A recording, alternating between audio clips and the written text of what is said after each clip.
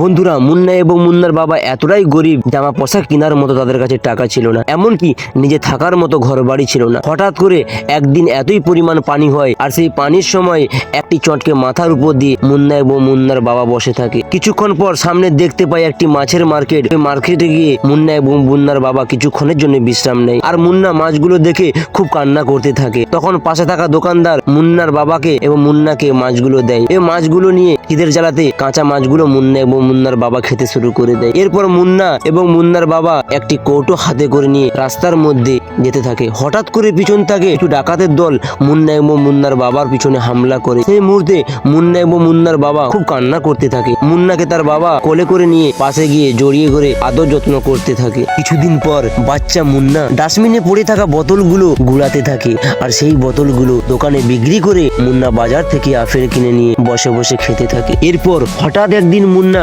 আবার মাছের মার্কেট যায়। সেখানে একটি মাছ মুন্নার খুব পছন্দ হয়েছিল। ওটি নেবার জন্য মুন্না খুব কান্না করছিল, আর মুন্নার কাছে কিন্তু 1 টাকাও ছিল না এবং তার বাবার কাছেও ছিল না। দোকানদার খুশি হয়ে মুন্নাকে জিজ্ঞাসা করলো, তুমি কি এই মাছটা নেবে? তখন মুন্না বলল হ্যাঁ। এরপর দোকানদার বৃদ্ধ মহিলা খুশি হয়ে মুন্নাকে সাথে করে নিয়ে বাড়ি নিয়ে যায়। এরপর মুন্নাকে ভালো করে স্নান করে যত্ন করে নতুন জামা পোশাক পরিয়ে দেয়।